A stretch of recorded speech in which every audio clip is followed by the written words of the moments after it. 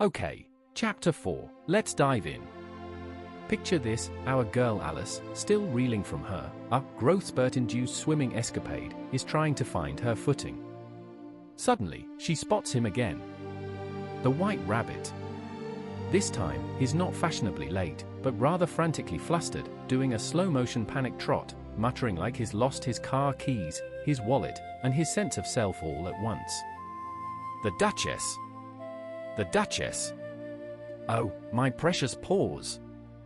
My magnificent fur and whiskers! She'll have my head, I swear, as sure as ferret's ferret. Alice, bless her heart, instantly decodes the rabbit's mental breakdown. He's clearly misplaced his fancy fan and those ridiculously tiny white kid gloves. Being the ever-helpful soul, Alice, with a goodness that honestly puts me to shame, starts a major search and rescue mission for said accessories. But, plot twist! Everything has pulled a vanishing act since her dip in the magic pool. The giant hall? Puff! The glass table? Gone. Even that annoyingly small door? Completely off the grid. This place changes more often than my internet password. Just as she's doing her best impression of a detective sniffing out clues, the rabbit spots her. And wow, does he lose it. Mary Ann! Mary Ann! What in the name of all that is fluffy are you doing out here? Get your cottontail home this instant and fetch me those gloves and that fan. Chop! Chop! Alice, startled like a cat seeing its reflection for the first time, bolts. She's too freaked out to even correct his assumption, thinking, wow, he thinks I'm his housemaid? That's going to be an awkward reveal. But ever the people pleaser, she decides to play along, determined to find the missing items. So, she scurries off in the direction he pointed, and lo and behold, she finds the neatest little house you ever did see. On the door? A shiny brass plaque, proudly declaring, W. Rabbit. I mean, naturally. She breezes in, no knocking, straight for the stairs, picturing some intense confrontation with the real Mary and if she doesn't nab the goods first. Honestly, running errands for a rabbit. Alice huffs to herself, clearly having a moment. Next, Dinah, my cat, will be sending me out for her premium salmon pate. She then gets lost in a hilarious daydream of her cat bossing her around like a tiny furry tyrant. Miss Alice! Get over here! Time for your walkies. Coming, nurse! Just making sure the mouse doesn't stage a jailbreak. Then, she smartly reconsiders, actually, I don't think my parents would appreciate Dinah issuing orders around the house. That cat would be on a one-way trip to outdoor privileges. Smart girl, Alice. By this point, our intrepid heroine has stumbled into a perfectly tidy little room, complete with a window table. And what's sitting there, practically blinking at her? A fan! And not one, but 2 or 3 pairs of those impossibly small white kid gloves. Jackpot! She snatches up a fan and a pair of gloves, ready to make her grand escape, when her eyes land on a small bottle by the looking glass. No drink MEA label this time, but the adventurous spirit that is Alice clearly doesn't need instructions. She uncorks it with a shrug. I swear, something wild always happens when I eat or drink strange things in this place, she muses, bringing the mysterious liquid to her lips. I just hope it makes me supersize again. Honestly, this tiny business is getting old. And just like that, poof! Or, rather, grow. Faster than you can say enlargement potion, Alice's head slams against the ceiling. Whoa! Hold up, she yells, nearly getting whiplash trying to bend her neck. She shoves the bottle away like it's a hot potato. Okay, that's enough. No more growing, please. I'm practically a human beanstalk as it is. I can't even get out the door now. Seriously, why do I always overdo it? But as the universe often reminds us, wishes are rarely granted on demand, especially when you're mid-growth spurt. She keeps expanding, her knees hitting the floor, then that's not enough room. She's practically a human pretzel, elbow jammed against the door, other arm curled around her head in a desperate attempt to fit. Still growing. And as a last-ditch effort, she shoves one arm out the window and one foot up the chimney, because, you know, options. Well, that's it, she sighs to herself. I've officially run out of room. What's next for Alice, human blimp? Thankfully, the magic liquid finally decided to stop playing games. Alice stopped growing. But let's be real, she was still stuck, crammed into a house like a giant sardine in a very tiny can. The sparkle of adventure was fading fast. Honestly, home was so much better, she lamented. No random shrinking or growing, no bossy mice, no rabbits giving me grief. She even had a fleeting thought about that whole rabbit hole thing. Maybe I shouldn't have fallen down there. And yet, it's so curious. She imagined writing a tell-all book, My Unbelievable Adventures in Wonderland, but then remembered her current predicament. Oh, wait. I am grown up now. There's just no room to be grown up here. Then a new, equally profound, thought struck her. Will I literally never get older than this? On the one hand, awesome. No saggy bits, ever. But then, eternal lessons. The horror.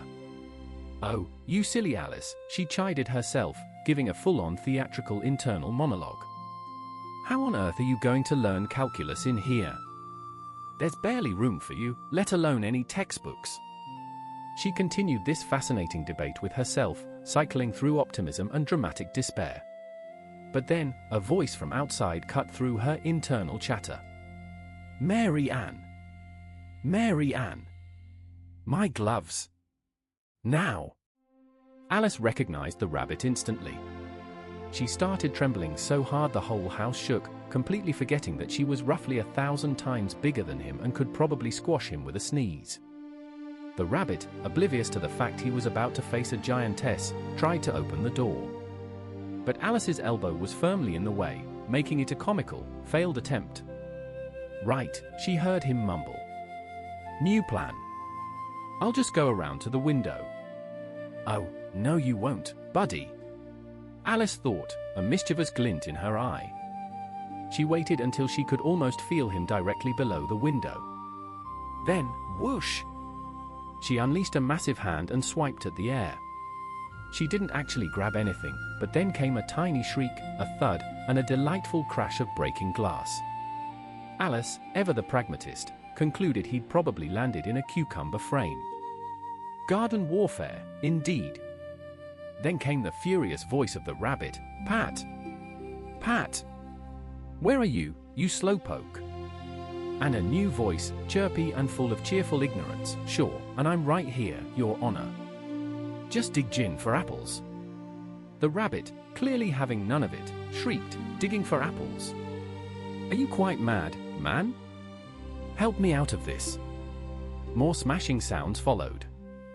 Now, Pat, my good man, what in the blazes is that monstrosity in the window? Sure, it's an arm, Your Honor. Pat cheerfully pronounced. An arm, you blithering idiot? Who ever saw an arm that size? It's filling the whole window. Indeed it is, Your Honor, but an arm it remains. That settled it. Well, it's got no business being there. Get it gone. A long, awkward silence followed. Alice could only make out whispers now, things like, sure, I don't fancy that, Your Honor, not at all, and just do as I say, you coward. Alice, perhaps a little miffed at being called a monstrosity, decided to have a bit more fun. She spread out her hand again and swiped at the air. This time, 2 tiny shrieks, and an impressive orchestral crash of glass followed. Goodness, how many cucumber frames do they even have? Alice wondered, almost impressed by the sheer volume of shattered horticulture. I wonder what their genius plan is now. Honestly, for all their bluster, if they could just pull me out of this window, I'd be eternally grateful. I do not want to be the house guest who never leaves. She waited patiently for a while, but the silence stretched. Finally, a rumbling sound, like tiny little cartwheels approaching, and a cacophony of voices. She strained to hear. Where's the other ladder? Drat, I only brought one. Bill's got it. Bill. Get it over here, lad. Okay, put em up at this corner. No, tie em together first. They don't even reach halfway. Oh, they'll do just fine, stop being so particular. Here, Bill, grab this rope. Will the roof even hold? What's that loose slate? And then, a truly magnificent crash. Who did that? It was Bill, I bet. Who's going down the chimney? Not me. You do it. No way. Bill's to go down. Here, Bill. The master says you're going down the chimney. Oh, so it's Bill's turn for the grand adventure down the chimney, is it? Alice chuckled to herself. They really do put everything on poor Bill. I wouldn't trade places with him for all the tea in China. She glanced at the chimney, which, from her perspective, looked like a rather cozy, if slightly sooty, tunnel. It looks a bit narrow, but I think I can manage a little kick. Summoning all her might, she drew her foot as far down the chimney as possible, then waited. She heard a frantic scratching and scrambling sound directly above her.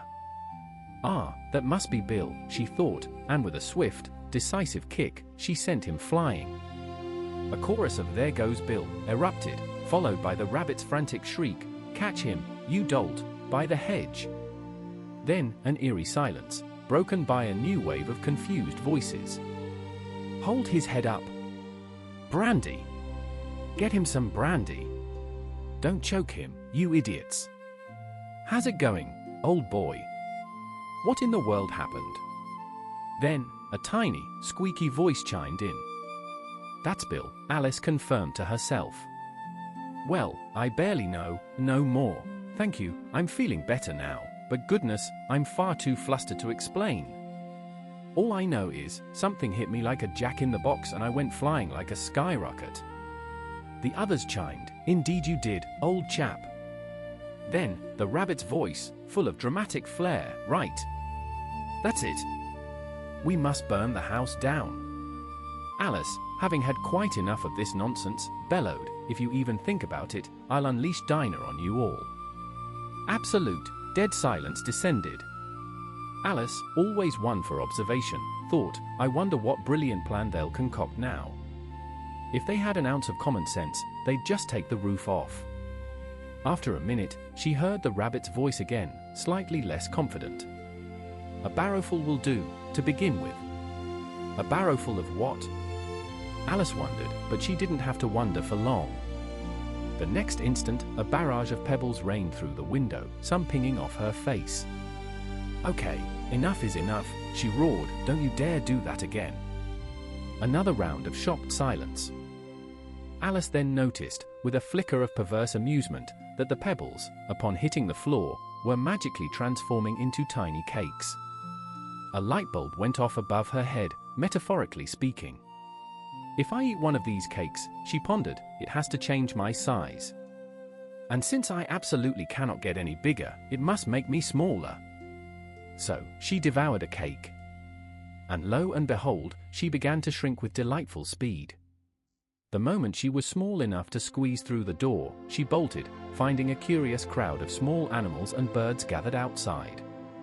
Poor Bill, the lizard, was there, looking utterly miserable, being propped up by 2 guinea pigs who were trying to revive him with something from a bottle. They all made a beeline for Alice, but she darted off, tearing through the woods until she found a thicket and sanctuary. Okay, Alice, she told herself, dusting off imaginary crumbs. Step 1, grow back to my normal, non-cramped size. Step 2, find that super cool garden I saw earlier. This is a solid plan. It did sound like an excellent plan, elegantly simple and highly logical. The only minor hiccup? She had absolutely zero clue how to actually, execute it. As she was busily peering through the trees, a sharp, sudden bark directly above her head made her jump a mile. An enormous puppy, a creature so impossibly large it could easily star in a monster movie, was gazing down at her with eyes the size of dinner plates. It listlessly stretched out a paw, attempting a gentle pat. Oh, you poor little thing, Alice cooed, trying to whistle, but her heart was hammering. The terrifying thought that this fluffy behemoth might be hungry and decide she was a tasty snack, despite her best cooing efforts, was not lost on her. She instinctively grabbed a small stick and held it out. The puppy, instantly transforming from lethargic giant to playful goofball, yipped with joy and pounced on the stick. Alice dodged behind a ridiculously massive thistle, picturing herself as roadkill. As soon as she peeked out, the puppy made another enthusiastic charge at the stick, tripping over its own paws and tumbling head over heels. Alice, thinking this was alarmingly similar to playing fetch with a cart horse, and fully expecting to be flattened at any moment, did another lap around the thistle. The puppy continued its rather comical attack routine, short bursts forward, long stretches backwards, barking hoarsely, until finally, it flopped down, a panting, tongue-lolling heap, its eyes half-closed in puppy exhaustion. This, Alice shrewdly deduced, was her golden ticket to freedom. She took off at a sprint, running until her lungs burned and the puppy's distant barks became mere whispers on the wind. But, oh, what a sweet little puppy it was! Alice sighed, leaning against a giant buttercup and fanning herself with one of its leaves. I would have loved to teach him tricks, if only I were the right size. Goodness, I almost forgot that whole grow up again thing. Right, so, deep thoughts, what do I eat or drink now? That, dear audience, is the million-dollar question. Indeed, it was the question. Alice scanned her surroundings, a landscape of enormous flowers and colossal grass blades. Nothing screamed "eat me" or "drink me" in a helpful, non-fatal way. Then, her eyes landed on a gargantuan mushroom, roughly the same height as she was. After checking under it, around it, and behind it, a brilliant flash of insight struck her: she should probably look on top of it. So, standing on tiptoes, she stretched, craning her neck, and peered over the edge. There, perched regally on the mushroom cap, was a very large, blue caterpillar. It was sitting with its arms folded, puffing away on a long hookah, looking utterly unfazed by Alice or, indeed, anything at all.